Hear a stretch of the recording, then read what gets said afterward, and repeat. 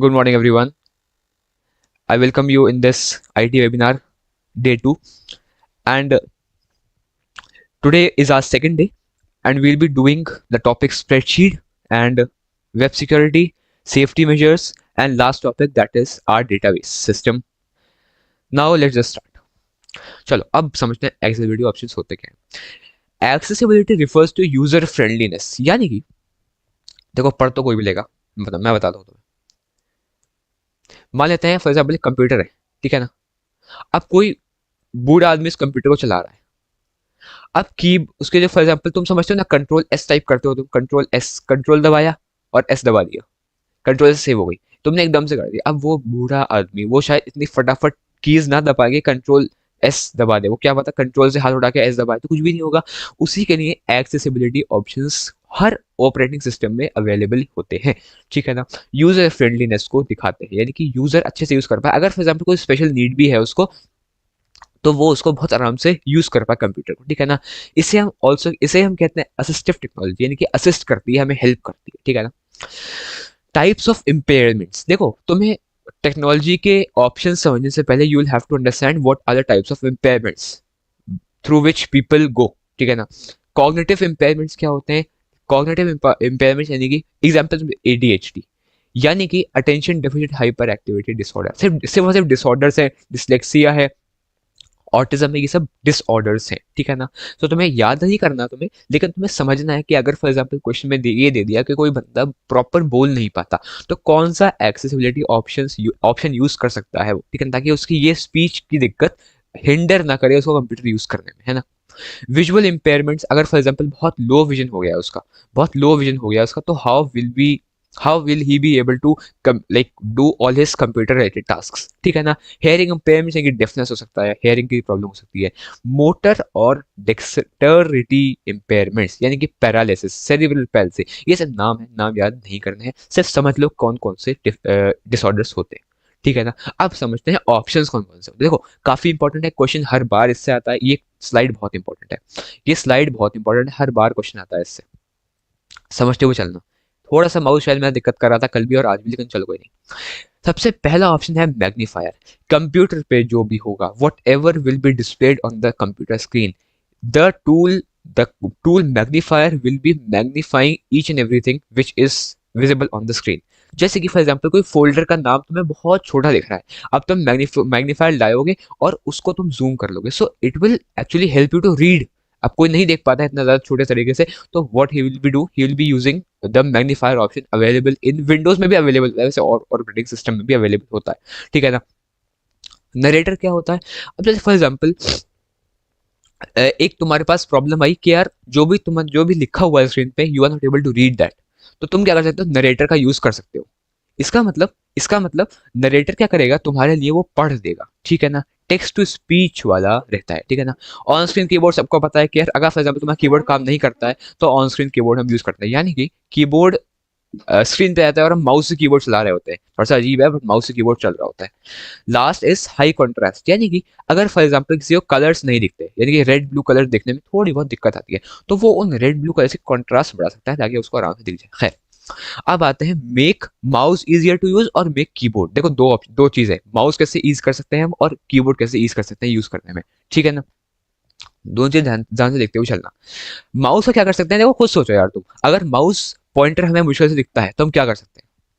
अगर माउस दिक्कत से चलता है तो क्या कर सकते हैं? हम माउस का कलर चेंज कर सकते हैं, हम माउस पॉइंटर का साइज थोड़ा बड़ा कर सकते हैं ताकि हमें दिख जाए, ठीक है ना. और कलर व्हाइट नहीं करेंगे, फॉर एग्जाम्पल कुछ नियॉन कर देंगे, कुछ और कर देंगे जो काफी ज्यादा विजिबल हो. जैसे कर्सर का होता है नियॉन हो जाता है, नियॉन जानते हो ना, हरे जैसा थोड़ा सा फंकी सा कलर वाला कलर, हरे वाला, ठीक है ना. तो वो कलर बना सकते हैं of course. Turn on mouse keys यानी कि ऐसा ऑप्शन जहां पर से तुम माउस को यूज कर सकोगे सिर्फ और सिर्फ न्यूमेरिक की पैड, यानी कि 789 वाले की पैड को यूज करके माउस यूज कर सकते हो, है ना. इसीलिए माउस की पॉइंटर की तुम्हें जरूरत नहीं भी है तो तुम न्यूमेरिक कीपैड को ऑन कर सकते हो, ठीक है ना, और उसको तुम अपना माउस बना सकते हो. This was make mouse easier. अब आता है मेक कीबोर्ड इजियर. पढ़ते हुए चलना, ऊपर हेडिंग्स लिखी हुई है. स्टिकी कीज क्या होती है, देखो मैंने बताया ना अभी, इसको ध्यान से चलना. इसको स्टिकी कीज का क्वेश्चन मैंने देखा था पीवाईक्यू में, काफी अच्छा क्वेश्चन आया था, समझना. देखो एक बूढ़ा व्यक्ति है, ठीक है ना, और मान लेते हैं उसको शॉर्टकट यूज करना है, मे बी ऑल्ट F4, अब ऑल्ट सबसे नीचे है, F4 सबसे ऊपर है, उसको यूज करना है। अब वो क्या करेगा, ऑल्ट F4 दबाने जब वो जाएगा ना, तो ऑल्ट कभी छूट जाएगा और F4 दबाए कुछ भी नहीं होगा, क्योंकि एक की दबानी पड़ती है और देर तक जब तक F4 नहीं दब जाता तब तक ऑल्ट दबाने पड़ता है ना। अब क्या होगा स्टिकी कीज से, व्हाट विल हैपन इज कि ऑल्ट की दबी रहेगी, चाहे तुम छोड़ भी दोगे लेकिन सिस्टम उसको रिकॉग्नाइज करेगा कि दबी हुई है ऑल्ट, और तुम F4 दूसरे हाथ से छोड़कर दबा सकते हो। अब कोई प्रॉब्लम है, कोई फॉर एग्जाम्पल नहीं, इतनी जल्दी उसके मूवमेंट्स इतने फास्ट नहीं है, या वो ओल्ड एज की वजह से प्रॉब्लम हो रही है उसको, तो वो स्टिकी कीज ऑन कर सकता है। ठीक है, आ गई बात समझ में। Last is toggle keys. Toggle keys क्या होता है, जैसे तुम विंडोज में आते हो, वो जो विंडोज वाला है साउंड सिस्टम है उसका, विंडोज का, वो हर समय तुम्हें साउंड से अलर्ट कर देगा जब भी तुम कैप्स लॉक दबाओगे या नम लॉक दबाओगे या स्क्रॉल लॉक कीज दबाओगे। अब फॉर एग्जाम्पल कैप्स लॉक दबाया हुआ है, सब चीजें ऊपर मतलब फॉर एग्जाम्पल अपर केस में टाइप हो रही है, तो ये चीज गलत है ना। टॉगल कीज क्या करेगा, तुम्हें ये तीनों कीज जब तुम दबाओगे तो उसको तुम्हें अलर्ट कर देगा साउंड की वजह से। ठीक है ना, इतनी बात समझ में आई? Are you clear with this? Just give me a thumbs up. Are we clear with this? अब आते हैं विजुअल ऑल्टरनेटिव टू साउंड। अब for example someone is not able to hear something, है ना, उसके लिए क्या ऑल्टरनेटिव हो सकता है कि वो बंदा कुछ विजुअली वो देख पाए rather than listening to that sound. ठीक है ना, हम क्या कर सकते हैं, जैसे नोटिफिकेशन आता है ना, नोटिफिकेशन दिखता भी है, नोटिफिकेशन साउंड भी होता है। अब नोटिफिकेशन साउंड बंद कर दो और उसके जो विजुअल दिखने वाले जो चीज़ है उसको और थोड़ा सा ज़्यादा कर दो, तो क्या तुमने ऑल्टरनेटिव निकाल लिया? यस और no, we have taken out an alternative to sound. Second is text captions for spoken dialogue. अगर कोई वीडियो प्ले हो रही है उसके कैप्शंस लिखे हुए हैं तो बहुत बढ़िया हो जाएगा, लोग पढ़ लेंगे। कई बार तुमने देखा होगा कोई बंदा साइड में बैठा हुआ है और वो साइन लैंग्वेज से कम्युनिकेट कर रहा है ना, सो इन दैट वे ऑल्सो हम लोग कम्युनिकेट कर पाएंगे, जो बंदा नहीं सुन पाएगा तो उसको साइन लैंग्वेज से भी हो पाएगा या फिर कैप्शंस से भी हो पाएगा। ठीक है ना, ये बात हो गई तुम्हारा आपके एक्सेसिबिलिटी ऑप्शंस की। अब ये टॉपिक बहुत ही ज़्यादा इंपॉर्टेंट भी है, और इंपॉर्टेंट जितना भी है उतना है, but it is very technical, बहुत टेक्निकल टॉपिक है, बहुत समझते हुए तुम्हें चलना पड़ेगा। पुराने कॉन्सेप्ट्स भी यूज़ होंगे इसमें नए कॉन्सेप्ट्स भी यूज़ होंगे, और ये टॉपिक अपने आप में बहुत ज़्यादा मायने रखता है। ठीक है, डू यू अंडरस्टैंड? ठीक है, चलो नेटवर्किंग फंडामेंटल्स। सबसे पहले तो मैं तुम्हें इसको स्लाइड पढ़ने के बजाय I am just gonna tell you something, कुछ चीज़ है काफ़ी इंपॉर्टेंट समझते हुए चलेंगे। ठीक है ना, let me bring my white board. ठीक है, चलो देखो यार, सबसे पहले तुमने बेसिक क्लास में पढ़ा होगा कि एक कंप्यूटर होता है, ठीक है, दूसरा कंप्यूटर होता है, दोनों कनेक्ट होते हैं किसके माध्यम से? वायरलेसली, यानी कि वाईफाई हो सकता है, वो नेटवर्क हो सकता है, कुछ भी हो सकता है। ठीक है ना, एक कंप्यूटर दूसरे कंप्यूटर से कनेक्टेड है। ठीक है ना, अब क्या है, वो कंप्यूटर शेयर, मतलब इंटरनेट क्या होता है, इंटरनेट क्या होता है, इंटरनेट क्या है, इंटरनेट क्या है? इंफॉर्मेशन को शेयर करना, इन्फो को शेयर करना, है ना, इन्फो को शेयर करना ही तो है भाई, इन्फो को शेयर करना ही तो इंटरनेट है। हम क्यों इंटरनेट होता है, किसी न किसी फॉर्मेट में हम इंफॉर्मेशन शेयर कर रहे हैं। ठीक है ना, अब हो क्या रहा है, एक कंप्यूटर दूसरे कंप्यूटर को शेयर कर रहा है इंफॉर्मेशन, वायरलेसली भी और वायर्ड तरीके से भी। ठीक है ना, ये मेरा फोन है, अगर मैं फोन में व्हाट्सएप मैसेज डालूं तो मेरे लैपटॉप में दिख जाता है, it is very much possible. क्यों? क्योंकि वायरलेसली ये चीज पॉसिबल है, व्हाट्सएप यूज कर रहा हूँ, है ना। अब होता क्या है कि कुछ टर्म आएगी यहाँ पे, प्रोटोकॉल। प्रोटोकॉल तुम्हारे पास टर्म आएगी, प्रोटोकॉल तरीके से तुम कह सकते हो, एक तरीके से तुम अभी के लिए समझ सकते हो मेथड। अब देखो तुम अभी के लिए समझ सकते हो तो मेथड है, protocol is kind of method. अगर मैं प्रोटोकॉल बोलूँ तो यानी कि वो एक मेथड है। ठीक है, प्रोटोकॉल इज अ मेथड। उसके बाद आएगा तुम्हें आईपी एड्रेस। मैं थोड़ी बहुत टर्म्स बता चलो यहाँ पे। आईपी एड्रेस का मतलब क्या होता है, एड्रेस तुमने सुना होगा, आईपी एड्रेस लीक हो गया है, आईपी एड्रेस बता दे अपना, इस तरीके से तुमने वर्ड सुने होंगे। आईपी एड्रेस का मतलब होता है एक ऐसा यूनिक एड्रेस होता है जो कि तुम्हारे कंप्यूटर को लोकेट कर देता है। अगर मैं तुम्हारा आईपी एड्रेस बोल दिया ना, तो किसी और का वो आईपी एड्रेस नहीं हो सकता, सिर्फ और सिर्फ वो तुम्हारा ही आईपी एड्रेस होगा। ठीक है ना, सही है, इतनी बात समझ में आई? चलो ये बात समझ में आ गई तो वेरी गुड। अब आगे बढ़ते हैं। नेटवर्क क्या होता है, कनेक्शन होता है किसका, कंप्यूटर डिवाइसेस का। दो चार कंप्यूटर्स आपस में कनेक्टेड है, वो नेटवर्क बन गया। ठीक है ना, अब वो डिपेंड करता है 4 कंप्यूटर्स हैं या 40 कंप्यूटर्स हैं या 400 या 40 लाख या 4 करोड़, इस तरीके से वो अलग डिपेंड करता है, लेकिन एक्चुअल में कनेक्शन ही। ठीक है ना, और अच्छा ये चीज इंपॉर्टेंट है, ये चीज important, between this device to share data भी है, डेटा यानी कि इन्फॉर्मेशन, और रिसोर्सेज यानी कि रैम रोम भी है। ठीक है ना, अब फॉर एग्जाम्पल क्लाउड स्टोरेज क्या है, रिसोर्सेज शेयर कर रहा है तुम्हारे साथ। क्लाउड स्टोरेज क्या है? फॉर एग्जांपल कहीं पे डेटाबेस सर्वर होगा उनका फिजिकली, फॉर एग्जांपल नेदरलैंड्स में उनका एक 4 एकड़ की उन्होंने ज़मीन ले रखी है और उसमें सिर्फ और सिर्फ उन्होंने हार्ड ड्राइव्स लगा रखी है मान लेते हैं। अब तुम क्लाउड स्टोरेज की मदद से उन हार्ड ड्राइव में स्टोर कर रहे हो डेटा, ठीक है ना। ये रिसोर्सेज शेयर, रिसोर्सेज मतलब रैम या रोम, रोम मतलब स्टोरेज, ठीक है। चलो एडवांटेजेस क्या होते हैं? फाइल शेयरिंग आसान हो जाती है, हार्डवेयर शेयरिंग आसान, तुम प्रिंटर्स देखें वाईफाई वाले प्रिंटर्स, वो भी वही चीज़ है। एप्लीकेशन शेयरिंग, कोई एप्लीकेशंस हैं, कोई भी मे बी एप्स हैं, स्क्रिप्ट्स हैं, वो सब शेयर हो पाती है इंटरनेट के जरिए। यूज़र कम्युनिकेशन, कम्युनिकेट कर पाते हैं हम किससे? लोगों से, with email, with video conferencing, with Zoom Meet ऐसे प्लेटफॉर्म, ठीक है ना। अब आता है networks are design using the following architecture. ये बात तुम्हें शायद इससे समझ में ना आए, तुम्हें सच समझाता हूँ, ठीक है। देखो दो टाइप के कनेक्शंस होते हैं, दो टाइप के कनेक्शंस होते हैं। दिख रहा है, स्क्रीन दिख रही है? यस यस और नो? कोई भी एक बंदा बोल दे यस, आवाज साफ आ रही है और स्क्रीन दिख रही है? Yes yes yes. ऑलराइट। सो दो टाइप कनेक्शंस होते हैं बेसिकली। कनेक्शन दो टाइप के होते हैं। पहला है हमारा, सुनते सुनते हुए चलना बहुत ज़्यादा, पहला है हमारा पीयर टू पीयर। तुमने सुना होगा, तुमने पढ़ा होगा थोड़ी क्लास में, लेकिन फिर भी रिवाइज करवा दे रहा हूँ मैं। और एक होता है क्लाइंट सर्वर आर्किटेक्चर। स्लाइड को छोड़ो तो वैसे देखो, पीयर टू पीयर में क्या होता है? फॉर एग्जाम्पल मैं तुम्हारे हॉटस्पॉट से कनेक्ट करूँ, यस हॉटस्पॉट छोड़ दो भी तुम। अब फॉर एग्जाम्पल मैं तुम्हारे फ़ोन को मैं अपने कंप्यूटर में लगाऊं, तो मैं तुम्हारे फ़ोन का डेटा सारा एक्सेस कर पा रहा हूँ, ठीक है। ये पीयर टू पीयर हुआ, यस और नो? कनेक्शन है, वायरलेसली है, डेटा शेयर कर रहे हैं, क्या ये पीयर टू पीयर है? बहुत सिंपल सा, बहुत बेकार एग्जांपल दे रहा हूँ तुम्हें, ताकि तुम्हें समझ में आए, बेसिक नॉलेज आ जाए तुम्हें। ये पीयर टू पीयर हुआ। क्लाइंट सर्वर आर्किटेक्चर क्या हुआ? जैसे कि मान लेते हैं अभी मैं मीट पे क्लास कर रहा हूँ, I am doing this webinar on Meet, ठीक है, मीट पे कर रहा हूँ मैं, मीट पे कर रहा हूँ। लेकिन मीट का सर्वर कहाँ होगा? May be in California, may be in India, कहीं भी सकता है, शायद मेरे हिसाब से कैलिफोर्निया में।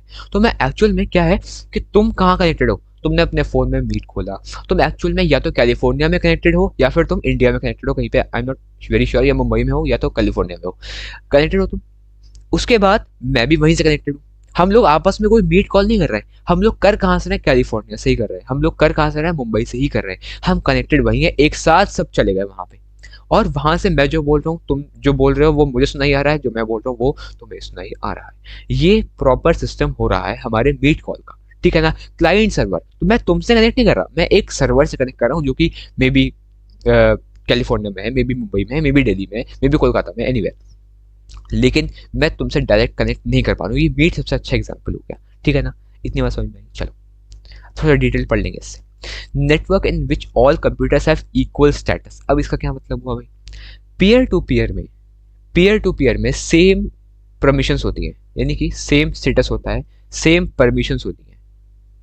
जितना मैं एक्सेस कर पाता हूँ डेटा, उतना ही तुम एक्सेस कर पाते हो। लेकिन क्या मैं गूगल के सर्वर खोल दे रहा हूँ इससे?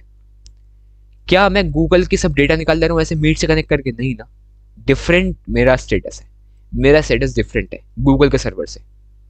गूगल के सर्वर ने ऑफकोर्स बहुत सारी चीज़ें स्टोर कर रखी होगी, मैं सब नहीं देख पा रहा हूँ, मैं सिर्फ और सिर्फ अपना काम ही कर पा रहा हूँ, मैं उससे आगे नहीं बढ़ पा रहा। तो ये क्या है? Client server. इसमें मेरा कंप्यूटर छोटा है और सर्वर जो है वो बहुत ज़्यादा ह्यूज है, बहुत जाइंट है। यस या सम प्रॉब्लम आई सपोज, एक मिनट। ओह माय गॉड भाई, क्वेश्चन कैसा आएगा समझ लो। तो मैं दो टाइप के क्वेश्चन आएंगे, या तो एक आएगा डेफिनेशन बेस्ड, एक आता है डेफिनेशन बेस्ड, बोर्ड से बता रहा हूँ मैं। या तो आएगा डेफिनेशन बेस्ड कि भाई define this and that, define peer to peer, define this architecture, define client server, एक डिफाइन वाला आएगा। यानी कि तुम्हें डेफिनेशन लिखनी पड़ेगी, तुम्हें प्रॉपर पॉइंट्स देने पड़ेंगे और तुम्हें एग्जांपल्स लिखने पड़ेंगे। सेकंड इज तुम्हें एक सिनेरियो दे दिया जाएगा, एक केस दे दिया जाएगा कि फॉर एग्जांपल एक बंदा है, उसने अपने दोस्त के कंप्यूटर से कनेक्ट किया यूजिंग वाईफाई, ठीक है ना। अब वो क्या कर रहा है कि अपना वाईफाई शेयर कर रहा है उस बंदे को, ठीक है ना। अब वो कौन सा आर्किटेक्चर हुआ? या फिर तुम गूगल को कनेक्ट, गूगल सर्च करते हो, जब तुम गूगल पे कुछ सर्च करते हो, गूगल सर्च क्या क्या है? क्या क्लाइंट सर्वर है या फिर पीयर टू पीयर है? ये क्वेश्चन पूछेगा तुमसे। अच्छा एक चीज याद रखना तुम सबके साथ, बहुत इंपॉर्टेंट चीज है, ये क्वेश्चन आया था। इंटरनेट है, इंटरनेट जानते हो ना? इंटरनेट, इंटरनेट किस टाइप का है? पीयर टू पीयर है या फिर इंटरनेट किस टाइप का? पीयर टू पीयर है या फिर क्लाइंट सर्वर आर्किटेक्चर है? इंटरनेट क्या फॉलो करता है? क्लाइंट सर्वर या फिर peer to peer? Client server या peer to peer? Client server या पीयर टू पीयर, बताओ, सोचो थोड़ा सा। इंटरनेट हमारा एग्जैक्टली क्लाइंट सर्वर आर्किटेक्चर पे बेस्ड है। तुम कोई वेबसाइट एक्सेस करो, हर एक वेबसाइट का एक सर्वर होगा, ऐसा हो ही सकता है बिना वेबसाइट बिना सर्वर कोई वेबसाइट चल रही है ना। तो हर एक वेबसाइट का, और इंटरनेट किससे बना हुआ है यार? वेबसाइट वेब पेजेस से ही बना हुआ है ऑफकोर्स। किसी ने कोई ना कोई सर्वर ही मैनेज कर रहा है सारे वेब पेजेस को, सारे बेसिकली सारे वेबसाइट्स को। तो इसलिए हमारा इंटरनेट जो है वो हमारा क्लाइंट सर्वर आर्किटेक्चर ही रहेगा, ठीक है ना। चलो, वही सेम बात बता रखी है इन्होंने। स्पेशल डेडिकेटेड होता है, सब कंप्यूटर्स सेम नहीं होते हैं, कुछ कंप्यूटर्स छोटे होते हैं, और एक सर्वर होता है, क्लाइंट्स होते हैं। क्लाइंट सर्वर है ना, सर्वर एक बहुत बढ़िया चीज़ होती है जो सबको इन्फॉर्मेशन दे रहा होता है, लेकिन क्लाइंट जो होते हैं बहुत ज़्यादा छोटे होते हैं, उनमें कोई इन्फॉर्मेशन नहीं होती, वो क्लाइंट से सॉरी सर्वर से वो एक्सेस कर रहे होते हैं, ठीक है ना। चलो, अब आता है types of network. Types of network यानी कि बेस पे यानी कि एरिया पे डिपेंड करता है। 4 कंप्यूटर्स कनेक्ट कर रखे हैं तो पर्सनल एरिया बन जाएगा वो, 4000 कनेक्ट कर रखे हैं तो शायद लोकल एरिया बन जाए, 40 लाख कर रखे हैं तो मेट्रोपॉलिटन बन जाएगा, और 4 करोड़ कर रखे हैं तो वाइड एरिया। मतलब एग्जाम्पल दे रहा हूँ मैं तुम्हें इससे, ठीक है ना। पेन की स्पीड क्या होती है ये खुद पढ़ लो, ऐसे कुछ आता नहीं ज़्यादा इसमें, लेकिन तुम एग्जाम्पल्स या फिर एप्लीकेशन समझ सकते हो, ये एप्लीकेशन इंपॉर्टेंट है इसकी, ठीक है ना। एंटरप्राइज नेटवर्क जानते हो? एंटरप्राइज जानते हो ना, कोई भी कंपनी है उसका अपना कोई डेटा यानी कि अपना कोई बेसिकली अपने कोई ऑर्गेनाइजेशन में उसने कुछ इंटरनेट या वाईफाई लगवा रखा है, तो वो उसका खुद का नेटवर्क हो गया, ठीक है ना। उसके बाद एप्लीकेशंस कहाँ आते हैं? मैन में even replacements last mile access, यानी कि एक माइल कितना होता है? अराउंड 1 पॉइंट समथिंग किलोमीटर होता है। तो ये समझ सकते हो तुम कि बहुत ज़्यादा इसकी रेंज होती है, बहुत ज़्यादा कंप्यूटर्स कनेक्ट हो पाते हैं इससे, लेकिन वैन में उससे भी ज़्यादा 1000 किलोमीटर्स तक कनेक्ट हो पाते हैं। कौन इसका एग्जाम्पल कौन है? मोबाइल फोन्स हो गया, सेलुलर डेटा हो गया, ये सब एग्जाम्पल है किसके? वैन के, ठीक है ना। स्पीड देख लो, कोई फायदा नहीं स्पीड देखने से, बस तुम आगे बढ़ो। लैन में क्या होता है?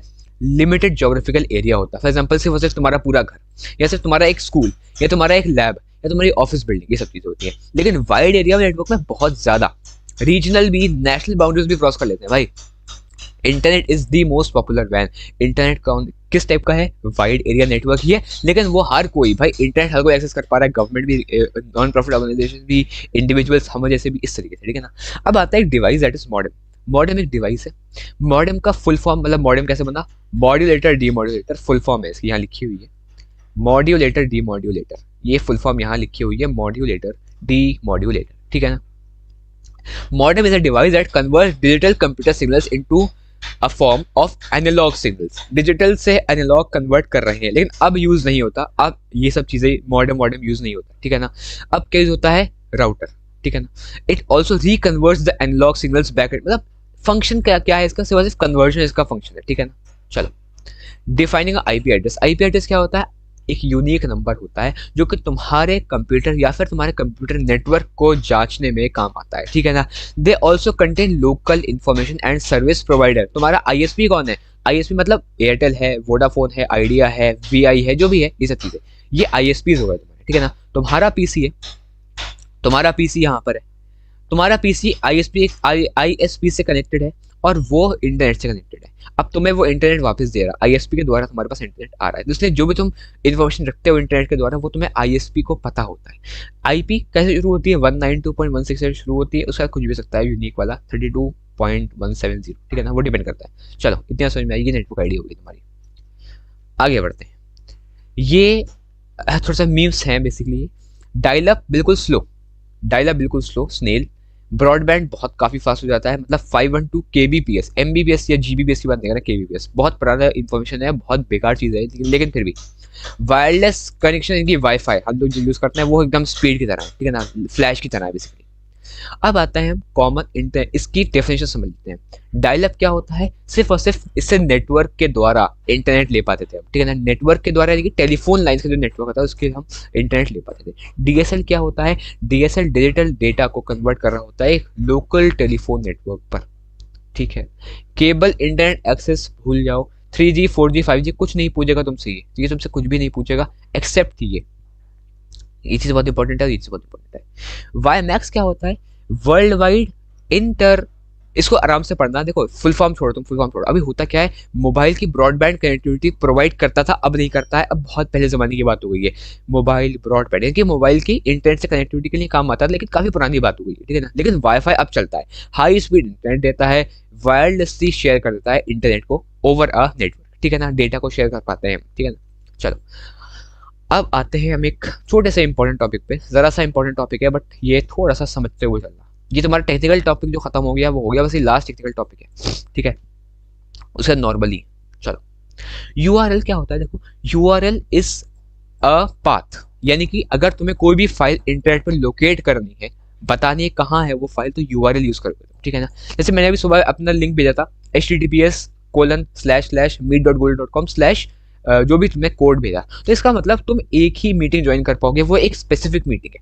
सुबह मैंने या कल मैंने फाइल वाला पीडीएफ फाइल लिंक भेजा था मैंने, सो इट मीन्स दैट वो फाइल तुम बहुत बढ़िया तरीके से एक्सेस कर पाओगे, ठीक है। याद रखना ये HTTP क्या होता है, प्रोटोकॉल नेम, नहीं कौन सा मेथड यूज कर रहे हो तुम, सिक्योर्ड है या नहीं है। यहाँ पे एस लग जाएगा सिक्योर्ड हो जाएगा, एस नहीं है तो सिक्योर्ड नहीं है, ठीक है ना। उसके बाद आता है सर्वर कौन सा है, सर्वर नेम ये पूरा होता है, www से लेकर के पूरा सर्वर नेम होता है। और कहाँ तक जाता है ये, .in या फिर .org या जो भी चीज़ है, स्लैश ये रुक जाता है, ठीक है ना। डोमेन नेम क्या होता है, CBSE is your domain name. Oh my God भाई, CBSE is your domain name. उसके बाद फोल्डर कौन सा है, फोल्डर तुम्हारा न्यूज साइट है, उसके अंदर फाइल को कौन सी index.html तुम्हें खोलनी है, ठीक है ना। ये तुम्हारा मकसद पूरा बन रहा है। चलो आगे बढ़ते हैं। अब आते हैं ये बहुत सिंपल, बहुत थियोरेटिकल पार्ट पे, बहुत बकवास वाले पार्ट पे। क्या इतनी बात समझ में आई, थ्रेट्स ऑन द इंटरनेट, यानी कि इंटरनेट चलाते हो तुम, लेकिन दिक्कतें भी इंटरनेट में होते हैं, स्कैम्स होते हैं, तुम्हें फालतू के ईमेल्स भेजे जाते हैं, तुमसे क्लिक करवाया जाता है इधर उधर ताकि तुमसे पैसे ऐड है जाए, दैट्स इट, ठीक है ना। फिशिंग वेबसाइट, फिशिंग क्या होता है, एक लीड होता है, तुम्हें फेक वेबसाइट दिखा करके तुम्हारी पर्सनल इंफॉर्मेशन, तुम्हारी पर्सनल डेटा वो चोर लेते हैं, ठीक है ना, कि चोरी कर लेते हैं, ठीक है ना, ठीक है। चलो इतनी बात समझ में आई, चलो आगे बढ़ते हैं। बेसिकली ये तो ये डायग्राम दे रखा है, रेसिपिएंट, देखो मैं रेसिपिएंट हूँ, मान लेते हैं मैं एक बहुत सीधा सा बनता हूँ, मैं बहुत नॉर्मल सा बनता हूँ, जो कि मेरे पास एक ईमेल एड्रेस है, दैट्स इट, ठीक है ना। अब होता क्या है, मेरे पास एक ईमेल आता है, ठीक है ना, और मैं उस ईमेल पे क्लिक करता हूँ, मेरे मेल पे आया और मैंने उस मेल पे क्लिक कर दिया। अब मैं पहुंच गया एक फेक वेबसाइट पर, फॉर एग्जाम्पल CBSE, देखो तो मैं रियल एड्रेस पता है ना, CBSE का CBSE.nic.in। अब मुझे पहुंचा दिया CBSE, ओह माय गॉड भाई, तुम समझ रहे हो, मतलब I just trying to give you an example, CBSE dot maybe edu.com है, बहुत बढ़िया, एजुकेशन से भी है, CBSE भी है। अब तुम्हें पहुंचा दिया इस वाली वेबसाइट पे, अब बिल्कुल सेम बनी हुई है ये वाली वेबसाइट। अब होगा क्या, तुम्हें कहा जाएगा कि अगर तुम्हें फॉर एग्जांपल वेबसाइट का सैंपल पेपर्स एक्सेस करने हैं, तो तुम क्या करो, अपना फ़ोन नंबर दे दो, या फिर तुम अपना पैन नंबर दे दो, या कुछ भी दे दो, कोई भी इन्फॉर्मेशन दे दो बढ़िया वाली। और जैसे तुमने उसको एंटर किया, तुमसे कहा जाएगा कि सर्वर डाउन है, आधे घंटे बाद आना या 1 घंटे बाद, सारी इन्फॉर्मेशन लेके फरार हो गया वो अटैकर, ठीक है ना। उसके बाद वो चीज़ जो भी क्रेडेंशियल्स थे तुम्हारे, अभी तुम्हारी पर्सनल इन्फॉर्मेशन वो सारी पहुंच गई किसको, एक अटैकर को, और अटैकर ने किसी दूसरे को मेल किया, ऐसी इन्फॉर्मेशन वो हड़पता रहा, और क्या पता बैंक अकाउंट की कोई बात आ जाए। अब हमेशा ऐसा नहीं होता, हमेशा बैंक अकाउंट की बात नहीं है, लेकिन of course it is very very crucial, it is very very important to like what कहते हैं ऐसे, हमेशा हर चीज़ को तुम्हें देखना पड़ेगा, हमेशा तुम्हें एक चीज़ को बहुत ध्यान से तुम्हें इंटरनेट यूज़ करना पड़ेगा, तुम यूज़ कर रहे हो तो, ठीक है। चलो कुकीज़ क्या होते हैं, बैकअप क्या होता है, एंटीवायरस सॉफ्टवेयर में बैकअप पता होगा, मैं बताता हूँ, लेकिन चलो एंटीवायरस में पता है, एंटीवायरस बिल्कुल एक्सप्लेन नहीं करूंगा मैं, it's useless to explain antivirus. Cookies क्या होते हैं, ऐसा डेटा जो कि तुम्हारी वेबसाइट में स्टोर हो जाता है, ताकि तुम जब भी तुम वापस आओ, तो जैसे कि फॉर एग्जांपल होता है ना कि यार तुम वापस आओ, लेकिन तुम्हारे लिए कोई यूज़ कर रहा है, तुम्हारी जगह पर कोई यूज़ कर रहा है कुकीज़ के तौर पे, सारा तुम्हारा ट्रैक हो रहा है, तुम जहाँ भी क्लिक कर रहे हो वो तुम्हारा ट्रैक हो रहा है, जहाँ भी तुम क्लिक कर रहे हो, तुम्हें एड्स दिखाने के लिए, तुम्हें मे बी ऐसे वेबसाइट्स पे लीड करने के लिए, ठीक है ना। ये सब चीज़ें बहुत दिक्कत होती है एक्चुअल में, लेकिन कुकीज़ का मतलब यही होता है, स्मॉल ब्लॉक्स ऑफ डेटा होते हैं। इससे क्वेश्चन आया था, PYQ है, डायरेक्ट क्वेश्चन उठ के आया था, कुकीज़ क्या होते हैं एक्सप्लेन करो, कुकीज़ क्या होते हैं एक्सप्लेन करो, ये बहुत अच्छा क्वेश्चन आया था। बैकअप क्या होता है, मान लेते हैं ये PPT है मेरे पास, अब मान लेते हैं मैंने इस PPT को गलती से डिलीट कर दिया, अब मेरी PPT भी गई, मेरा वेबिनार भी गया, तुम लोग भी कुछ नहीं पढ़ पाओगे। लेकिन मैं अगर क्या करूँ, हमेशा कॉपी बनाता रहूँ इसकी, फॉर एग्जाम्पल कॉपी बनाता रहूँ इसकी हमेशा। फॉर एग्जाम्पल मैंने 10 स्लाइड एडिट करी और मैंने कॉपी बना दी उसकी, तो होगा क्या, मैं कहीं ना कहीं बैकअप होगा मेरे फाइल्स का। अगर डिलीट भी हो गई है तो मेरे पास वाली पीडीएफ या वाली पीपीटी मेरे पास है, ठीक है, ये बैकअप होता है। अच्छा ये मैं थोड़ा सा इंटरनेट शॉपिंग से रिलेटेड, $25 का प्रोडक्ट है, $5 की शिपिंग है, शिपिंग नहीं देंगे भाई, $30 का प्रोडक्ट है और फ्री शिपिंग है भाई, वो कर देंगे हम, ठीक है ना। डायरेक्ट का मीम है। अच्छा है, वैसे लगा, मैंने कहा थोड़ा डाल देते हैं, ठीक है ना। इंटरनेट शॉपिंग तुम लोग करते होगे तो देखते होगे तुम ये सब चीज़, ठीक है ना।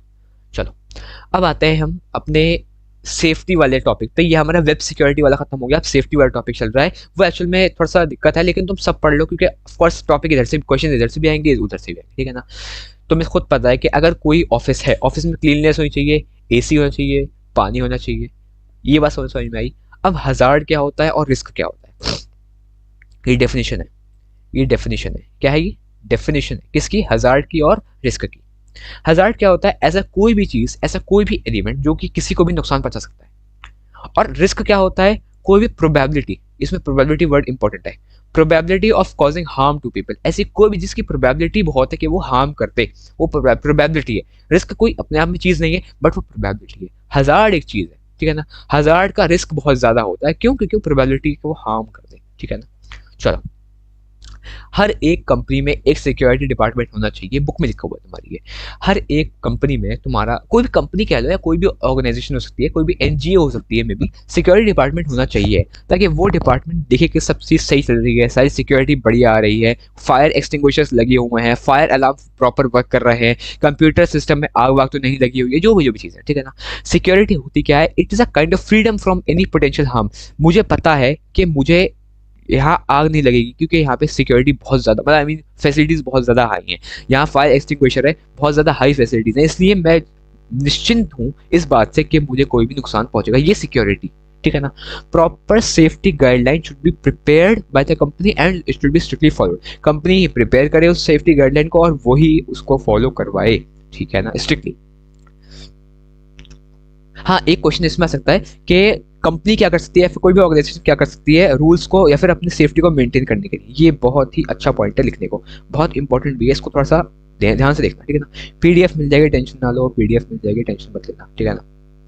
चलो, a proper safety guideline must be followed, must be prepared and must be followed। चलो अब आते हैं basic fire safety rules. Fire safety rules यानी कि आग लगने के तो टाइम पे तुम लोग क्या कर सकते हो, ठीक है ना। Fire escape plans, maintenance of safety equipment, smoke alarms, ये सब चीजें देखो, ये सब दिमाग का खेल है, तो इतना तो खुद भी लिख सकते हो। ये तो कुछ भी नहीं है यार, अगर जहाँ तुम्हें फूकने को मना किया वहां मत फूको, दैट्स इट। ये बहुत सारी सिंपल चीजें। और conduct regular drills. Basically drills क्या होते हैं, drills is a kind of practice. For example ऐसे तुमने काफी देखा होगा, यहाँ तो मुझे नहीं पता, लेकिन बाहर देखता हूँ मैं कि बताता हूँ मैं, एक minute, let me drag my pen. For example drills conduct करवाते हैं, फॉर एग्जाम्पल तुमसे एकदम से कह देंगे वो फटाफट से भागो ऑफिस से, बाहर निकलो, ग्राउंड में जाओ, ठीक है ना, क्योंकि आग लग गई है। ऑफ कोर्स आग नहीं लगी होती है, बट एक प्रैक्टिस होता है कि तुम कितना जल्दी रिएक्ट कर पाते हो अगर सच में आग लग जाती है। तो ड्रिल्स कंडक्ट करवाए जाते हैं हर हफ्ते में या हर दूसरे दिन में या हर एक महीने में, इस तरह से ड्रिल्स करवाए जाते हैं, ठीक है ना। चलो, फॉल्स एंड स्लिप। अगर फॉर एग्जाम्पल पानी पड़ा हुआ है तो वहां पे एक बोर्ड लगाओ कि यहाँ पानी है, यहाँ पर सफाई हुई है अभी, तो यानी कि चिकना हो सकता है। अगर कोई भी चीज गिरती है, तेल वेल गिरता है या कुछ भी धूल आ जाती है, उसको फटाफट से क्लीन करना चाहिए है। हमेशा जो जमीन है उसको हमेशा ड्राई रखो ताकि फिसले ना कोई। फुटवेयर ऐसा पहनो जो स्लिपरी ना हो, ऑफकोर्स ऐसा मुश्किल है लेकिन समझ सकते हो तुम, है ना। वर्क प्लेस में हमेशा लाइट सनलाइट प्रॉपर होनी चाहिए ताकि धूप से भी एकदम रोशन रहे वो एरिया, ठीक है ना, वो ऑफिस। इलेक्ट्रिकल सेफ्टी रूल्स यानी कि इलेक्ट्रिसिटी के टाइम पे क्या हो सकता है, एक ऐसी ऑर्गेनाइजेशन होनी चाहिए जो कि अप्रूव करे कि यार ये जो बिल्डिंग बनी है ना यार, इसमें आग लगने की संभावना 99.5% नहीं है, यानी कि 0.6% इसकी आग लगने की संभावना है। तो इस तरीके से ऑर्गेनाइजेशन होनी चाहिए, है ना। Workers should be train to handle the electric equipment safely, damage and hazard. बिल्कुल simple, use of first aid. अच्छा, ऐसा क्वेश्चन आया था, फर्स्ट एड से क्वेश्चन आ चुका है, सैंपल पेपर में भी शायद आया है किसी न किसी एक साल में, पीवाईक्यू तो आया ही है इसका, और बाकी प्री बोर्ड्स में भी आया था। ये क्वेश्चन बहुत इंपॉर्टेंट, ये टॉपिक बहुत इंपॉर्टेंट। फर्स्ट एड क्या होती है, फर्स्ट एड एक इमीडिएट असिस्टेंस होती है, यस सेइंग समथिंग। उसके बाद ड्रिल्स क्या होती हैं ये पूछा जा सकता है, या फिर तुमसे पूछा जा सकता है बेसिक फायर सेफ्टी रूल्स, ये क्वेश्चन बन सकता है। Explain any two basic fire safety rules in, ये explain any two fire slip, falls and slip, explain two electrical safety rules, इस तरीके से। उसके बाद आता है फर्स्ट एड। मैंने बताया फर्स्ट एड बहुत इंपॉर्टेंट टॉपिक है, सैम्पल पेपर में किसी ना किसी साल के आया था। उसके बाद PYQ आया है इसका, उसके बाद प्री बोर्ड्स में आया, ये बहुत ही इंपॉर्टेंट टॉपिक है। फर्स्ट एड होती क्या है समझ लो इसको। फर्स्ट एड कोई बहुत आधे एक घंटे बाद देने की नहीं होती है। फर्स्ट एड एक इमीडिएट असिस्टेंस होती है कि फट से देने की होती है वो, ठीक है ना। किसको देते हैं? ऑफकोर्स हर किसी को नहीं देते हैं, हमेशा जो इंजर्ड हो, कहीं कट आ गया या कहीं स्नेक ने बाइट कर दिया उसको, तो वो सब चीज़ें कब हो जाती हैं? फर्स्ट एड उसमें काम आती है, ठीक है ना। फर्स्ट एड में क्या होता है भाई? क्लीनिंग होता है, बैक्टीरियल इन्फेक्शन से बचने का होता है, वो पट्टी होती है, ठीक है ना, काफ़ी चीज़ें होती हैं। उसके बाद ये पॉइंट इंपॉर्टेंट है, every organization must have a basic first aid kit. Kit होती है, किट में सारी आइटम्स होती हैं, और make sure to check for expiry. तुम फॉर एग्जाम्पल तुमने 2 साल से पड़ी हुई है किट और एक्सपायर्ड चीज़ें उसमें दवाइयाँ, और तुम्हें खिला दी उस पेशेंट को और उसकी हालत खराब हुई, ऐसा नहीं होना चाहिए ऑफकोर्स, ठीक है ना। चलो, फर्स्ट एड में अगर 4 मार्क्स का क्वेश्चन आए, देखो ये 2 मार्क के क्वेश्चन में बहुत इनफ है, ये 2 मार्क का क्वेश्चन बन सकता है। और अगर तुमसे 4 मार्क्स में पूछा जाए या 3 मार्क्स में पूछा जाए तो ये 3 पॉइंट लिख देना यहाँ के, ये 3 मार्क का क्वेश्चन है, ये 3 मार्क का क्वेश्चन है, ये 3 मार्क का क्वेश्चन है। 3 मार्क मतलब 3 पॉइंट्स, वो भी 4 पॉइंट। चौथा पॉइंट इस तरीके से एग्जाम्पल कब यूज कर सकते हैं फर्स्ट एड, ठीक है। Assure the injured to remain calm and not to panic. Keep them warm. Do not move the victim. Back और नेक में अगर इंजरी आई है तो उसको बिल्कुल स्थिर रखना एक ही पोजीशन में, ताकि उसकी नेक में दिक्कत ना हो जाए, ठीक है ना।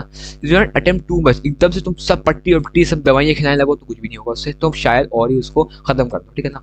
ब्लीडिंग रोको, जितना हो सके ब्लीडिंग रोक दो, ब्लीडिंग को एकदम रोक देना चाहिए, ठीक है ना, then and there. Occupational hazards, occupational hazards क्या होते हैं? ऐसा कोई भी हजार्ड जो कि ऑक्यूपेशन पे उसके असर डाले, जैसे कि फॉर एग्जांपल केमिकल फैक्ट्री में लोग काम कर रहे हैं, अगर प्रॉपर मास्क नहीं पहने जाएंगे, अगर प्रॉपर हाथ में ग्लव्स नहीं पहने जाएंगे, शायद वो केमिकल उनकी आंख पे या हाथ पे आ सकता है और वो खत्म। जैसे तुमने देखा होगा, शायद तुमने एयर साइंस में पढ़ा होगी, जो कॉटन वर्कर्स होते हैं ना, कॉटन वर्कर्स की नाक में कभी कभार वो कॉटन घुस जाती है या कॉटन के बहुत रेशे घुस जाते हैं।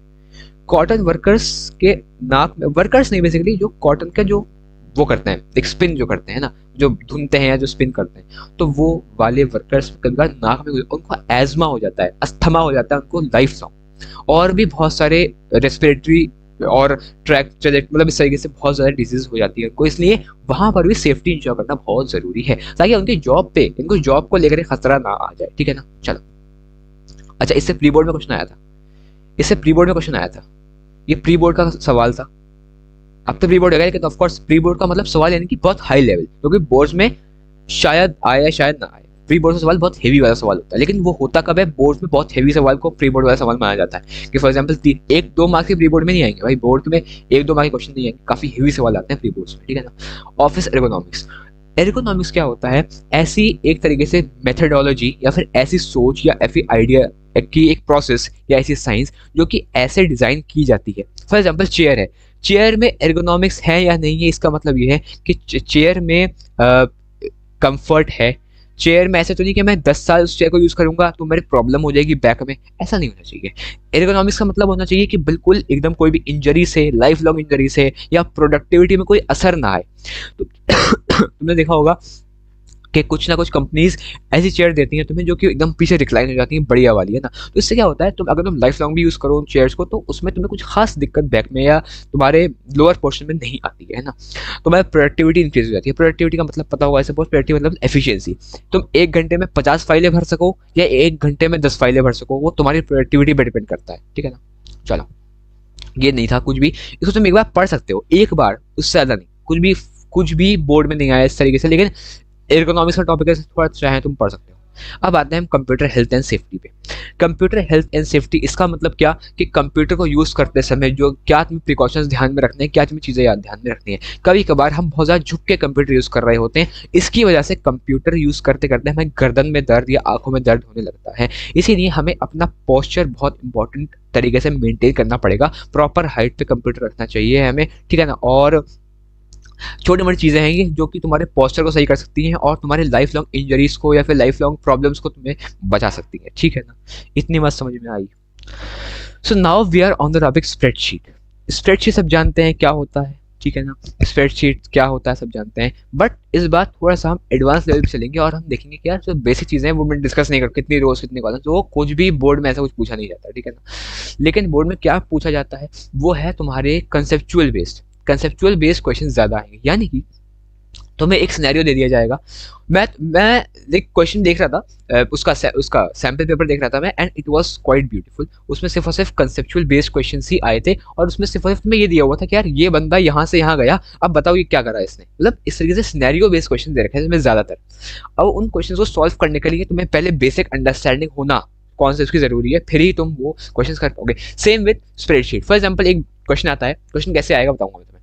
क्वेश्चन कैसे आएगा कि तुम्हें एक सिनेरियो दे दिया गया कि यार ये बंदा है और ये अपने क्लास का फॉर एग्जांपल हेड बॉय है, और हेड बॉय कह रहा हूँ सॉरी मॉनिटर है, ठीक है ना। अब इसको सारे डेटा को फिल करना है, सारे बंदों के मार्क्स उसको फिल करने हैं। अब बताओ वो कौन सा टूल यूज करे, वो कंसोलिडेट यूज करे, या मतलब एग्जांपल दे रहा हूँ मैं तो, of course nothing he will be using, he will be just using a formula, addition formula. लेकिन मैं तुम्हें एग्जांपल दे रहा हूँ how the questions will come. Scenario based जाते हैं ज्यादातर, ठीक है ना। अब आते हैं एनालाइज डेटा पे। पहला टॉपिक तुम्हारा स्प्रेडशीट का है, analyse data. How do we analyse data? तीन तरीके, कंसोलिडेशन ऑफ डेटा, ठीक है, क्रिएटिंग सब टोटल्स यानी कि, और व्हाट इफ सिनेरियोस, और गोल सीक एंड सॉल्वर, ठीक है। चलो पहला होता है कंसोलिडेशन ऑफ डेटा। कंसोलिडेशन का मतलब क्या होता है? कंसोलिडेट का मतलब होता है अपने डेटा को गैदर करना, अपने डेटा को गैदर करना, ठीक है ना। अलग अलग वर्कशीट से एक सिंगल मास्टर वर्कशीट में गैदर करना डेटा ही होता है कंसोलिडेशन ऑफ डेटा, ठीक है ना। यानी कि अगर कोई भी डेटा तुम्हारे वहाँ स्कैटर्ड है, एक शीट में है, फिर एक शीट में है, फिर एक शीट में है, लेकिन अगर तुम्हें उन सब का टोटल करना है, या तुम्हें सबको बेसिकली साथ में देखना है, तुम क्या कर सकते हो? कंसोलिडेट कर सकते हो डेटा को। कहाँ मिलेगा? डेटा मेन्यू में जाओ और कंसोलिडेट का ऑप्शन तुम्हें वहां मिल जाएगा, ठीक है। Are you clear with this? चलो अब आता है कंसोलिडेशन में ही एक पार्ट है सब टोटल्स बनाना। यानी कि तुमने जो भी डेटा कलेक्ट किया उसका तुम्हें सब टोटल करना है। इसका मतलब ये मैथ्स का कुछ कैटेगरी है। इसका मतलब ये होता है कि अगर कोई भी एरे है, एरे का मतलब क्या होता है? ग्रुप ऑफ सेल्स है, उन सबको ऐड कर देगा। जैसे कि मैंने बताया कि फॉर एग्जाम्पल मे बी हर एक शीट में हर एक क्लास के बंदे का वो मार्क्स दिए हुए हैं, ठीक है ना। अब मुझे सारे बंदों के मैथ्स के मार्क ऐड करने हैं, तो मैं क्या करूंगा? कंसोलिडेशन का यूज करूंगा। क्या यूज करूंगा? सब टोटल कंसोलिडेशन, ठीक है। अब सब टोटल डायलॉग से तुम सिलेक्ट कर सकते हो एक सेल के ग्रुप को, और उसको तुम कोई भी फंक्शन दे सकते हो। यानी कि हम अब यहाँ पे ऐड कर रहे हैं, तो अब ऐड कर सकते हैं। डेटा के अंदर सब टोटल्स ऑप्शन होता है, डेटा के अंदर कंसोलिडेट का भी ऑप्शन होता है, डेटा के अंदर सब टोटल्स का भी ऑप्शन होता है। अब आता है व्हाट इफ सिनेरियोस पे। व्हाट इफ सिनेरियोस से वैसे स्लाइड्स पढ़ के नहीं आ सकता तुम्हें, नेवर होगा। क्या तुम्हें सिर्फ इसका बेहतरीन वाला एक्सप्लेनेशन चाहिए? That's it. होता क्या है, व्हाट इफ सिनेरियोस कैसे यूज होते हैं? देखो मान लेते हैं एक शीट, मैं तुम्हें एक शीट बना के दिखाता हूँ, ठीक है ना। होल्ड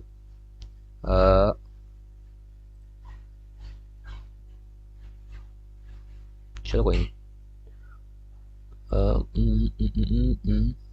ठीक है। चलो मान लेते हैं यहाँ पे कोई एक शीट है, ठीक है ना। और इस शीट में मैंने मार्क्स लिख के, फॉर एग्जाम्पल एक बंदा है कोई भी, फॉर एग्जाम्पल रायन ले लो, रायन ले लो, ठीक है। उसके मैथ्स के मार्क्स हैं कुछ, Hindi English, Hindi English, maths Hindi English IT. Maths for example उसके 100 में से 90 है, हिंदी में उसके 92 हैं, इंग्लिश में उसके 95 हैं, आईटी में कितने आने चाहिए कि उसकी टोटल परसेंटेज 90 अबव हो जाए,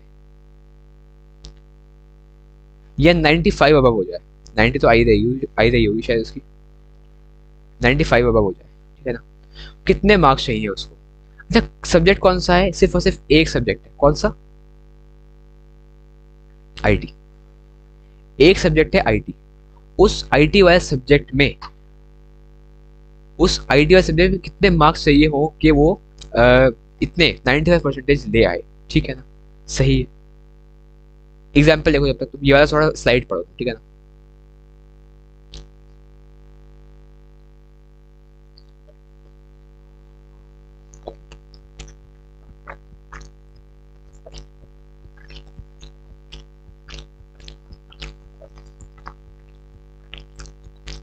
अच्छा हो गया, क्रंची हो गया।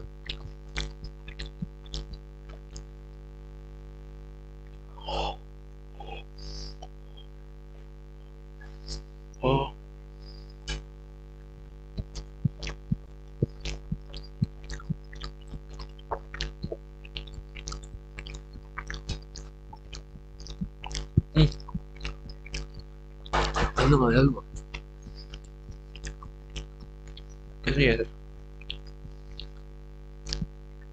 धीरे मैं हाथ में लगा रहा हूँ। सही है।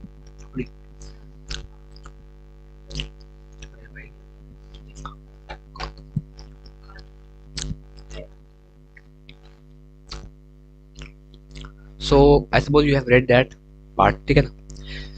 करते क्या है, व्हाट इफ सिनेरियोज में हम कोई भी एक वैल्यू या फिर दो वैल्यू को निकालने के लिए हम व्हाट इफ सिनेरियो यूज करते हैं। नाम से समझ में आ रहा है तुम्हें, व्हाट इफ, क्या हो अगर मैं इस मार्क्स को इतने कर दूं तो मेरा टोटल आंसर में कितना फर्क आएगा। जैसे मैंने बताया, मैंने सब मार्क्स बता दिए तुम्हें, 90 है, 92 है। अब कितने मार्क्स चाहिए हैं उसको सिर्फ और सिर्फ आईटी सब्जेक्ट में कि उसकी टोटल परसेंटेज 95 आ जाए। शायद वो 80 आ जाए, शायद वो 75 आ जाए, शायद वो 0 आ जाए, वो कुछ भी ना करे, 95 आ रही है परसेंटेज की, मान लेते एग्जाम्पल देखो। चलो अब आते हैं हम इसका थ्योरी पार्ट में। A scenario in which, scenario मतलब होता है सीन, क्या सीन है, क्या सिनेरियो है, ठीक है ना। A scenario is essentially a saved set of cell values for your calculation. For example, if you want to calculate the effect of different interest rate on investment, you can add a scenario for each interest rate and quickly view the result. ठीक है ना। चलो थोड़ा miss हो गया क्या? अच्छा ठीक है ठीक है ठीक है। अच्छा अच्छा अच्छा अच्छा अच्छा सॉरी, ये गलती हो गई। What is the problem here, जो स्लाइड थी वो मेरे को गोल सीक की आ रही है, ठीक है ना। नहीं, गोल सीक मेरे को जो मैंने बताया अभी थ्योरी, वो गोल सीक की थ्योरी थी, यानी कि एक वैल्यू में क्या चेंज होगी। व्हाट इज सिनेरियो की अलग थ्योरी है, व्हाट इज सिनेरियो की ये वाली थ्योरी नहीं है।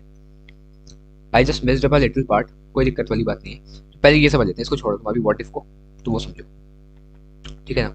गोल सीक समझ, मैंने वो जो थ्योरी बताई है ना यहाँ चिपका दो, यानी कि अगर मैं एक सेल वैल्यू में चेंज करूं तो वो कितना मैं उसको परसेंटेज में इंक्रीमेंट ले आऊंगा, ठीक है ना। सही है, एवरीवन विद मी, ठीक है। चलो तो यानी गोल सीक क्या क्या मतलब होता है कि एक वेरिएबल को चेंज करूं, मैं एक वेरिएबल को कुछ वैल्यू दूं ताकि मेरी फाइनल वैल्यू वो बन, जैसे मैंने बताया तुम्हें 95 चाहिए मुझे, अब मैं आईटी में कितने मार्क्स ले आऊं कि मेरी परसेंटेज 95 या ज्यादा हो जाए उससे। ये गोल सीक का काम होता है।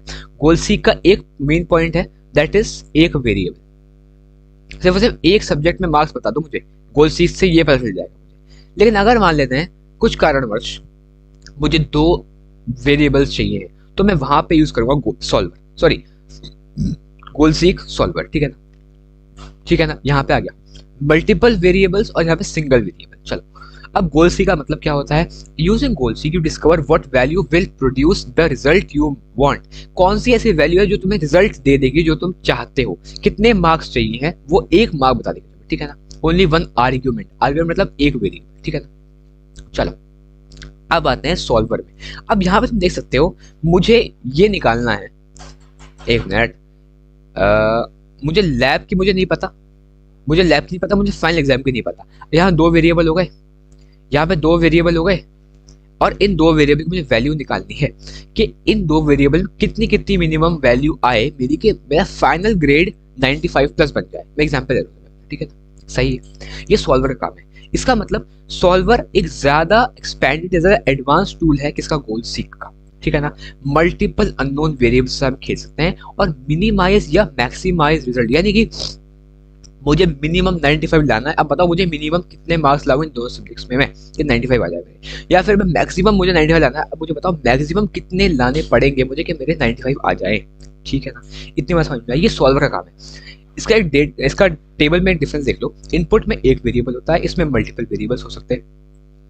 आउटपुट में क्या आएगा, find the value of the input variable that produces, ये तुम समझ में आ गई बात। Find the best combination of input, यानी कि ऐसा नहीं कि मैं दोनों में 90 लाने पड़ेंगे ना, एक में तुम 100 ले आओ भाई और एक में तुम 80 ले आओ, वो भी काम तुम्हारा चल जाएगा, ठीक है ना। Input variables that meet a set of conditions और कॉन्स्ट्रेंट्स, मैंने ये तो बताया कि मिनिमम 95 लाने के लिए कंडीशंस क्या होनी चाहिए कि हर दो सब्जेक्ट्स में 80 से प्लस ना आ जाए मार्क्स, क्योंकि वो पॉसिबल नहीं है। 95 लाने के लिए ऐसा ना हो कि मेरे 80 से प्लस चल जाए, क्योंकि 80 से प्लस पॉसिबल मार्क्स है ही नहीं, ठीक है। ये तुम्हारे कंडीशंस लगी। और कॉम्बिनेशन किसका आया, दोनों वैल्यूज का कॉम्बिनेशन क्या बने, ठीक है ना। एक में 100 एक में 80, दोनों में 90-90 या जो भी हिसाब है, ठीक है ना। इतनी बात समझ में आई। अब आते हैं हम थोड़े से इंपॉर्टेंट टॉपिक पे।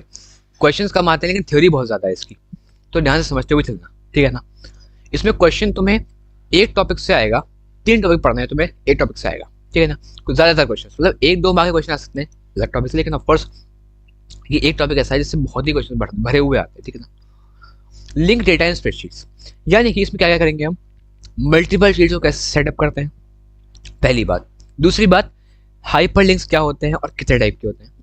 थर्ड बात, हाइपरलिंक किसी एक्सटर्नल डेटा को अगर किसी रेफरेंस करे तो कैसे करेगा वो, ठीक है ना। चलो अब आता है, तुम्हें पता है कि यार एक वर्कबुक में मल्टीपल शीट्स होती हैं, ठीक है, यानी कि एक वर्कबुक में डिफरेंट डिफरेंट शीट्स होती हैं, अलग अलग नाम से, सेम नाम नहीं होगा, अलग अलग नाम होगा, और हर एक शीट का नाम sheet number, sheet 1, sheet 2, sheet 3 इस तरीके से होता है, ठीक है ना। अब तुम एक वर्कबुक में दूसरी फाइल या दूसरी वर्कशीट भी एंटर कर सकते हो, ठीक है ना। चलो, लिंक डेटा इन वर्कशीट यानी कि रीनेमिंग, रीनेम करने के तीन तरीके, रीनेम वर्कशीट करने के तीन तरीके बहुत सिंपल है, तुम याद रख लोगे बहुत आराम से इसको, लेकिन एक्चुअल में इसको क्वेश्चन ज्यादा आते हैं इससे, ठीक है ना।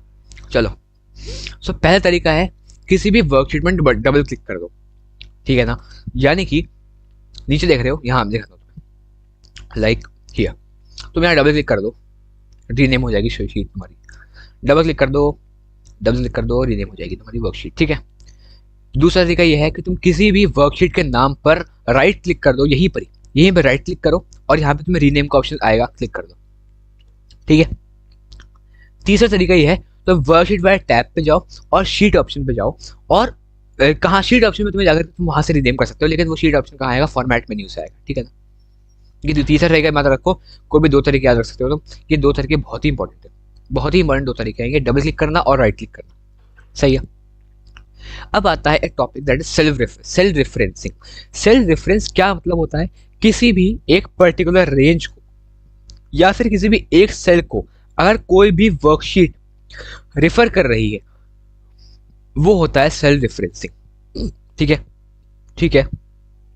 फॉर एग्जाम्पल, मैंने वर्कशीट में B1 में डाल दिया कि B1 जो सेल है, ये जो B1 है आ गया, B1 जो सेल है वो रेफर करेगा C7 को, बस फॉर्मूला यहां से लेगा वो, लेकिन वैल्यूज यहां से लेगा वो, लेकिन आंसर कहां डिस्प्ले करेगा, B1 में डिस्प्ले करेगा, मान लेते हैं, ठीक है ना। तो यहां पर काम आता है तुम्हारा सेल्फ रेफरेंसिंग, ठीक है। अब सेल्फ रेफरेंसिंग के भी दो तरीके हैं, एक होता है कीबोर्ड से और एक होता है माउस से। एक होता है कीबोर्ड से, एक होता है, ये बहुत ही इंपॉर्टेंट पूछा जाता है, हर बार ही पूछा जाता है कि कीबोर्ड से या माउस से, या तो कीबोर्ड से बताओ या माउस से बताओ, या डिफरेंस बताओ या दोनों बताओ, तीन चार क्वेश्चन टाइप के आते हैं, कीबोर्ड से बताओ या माउस से। अब होगा कैसे, करते कैसे हम, सबसे पहली बात, इसका जो तरीका होता है ना, जो तरीका होता है वो कीबोर्ड में कैसे लिखोगे तुम, शीट 1 है फॉर एग्जाम्पल, शीट 1, ये शीट का नाम हो गया, सिंगल कोड जरूर है, डॉट लगाया सिंगल कोड के बाद, और यहाँ पे तुम्हें जो भी सेल है उस शीट का B2 लिख दिया। इसका मतलब चाहे तुम शीट फलाने में हो, कोई भी शीट में हो तुम हो, शीट 1 से B2 की वैल्यू फेच कर लेगा।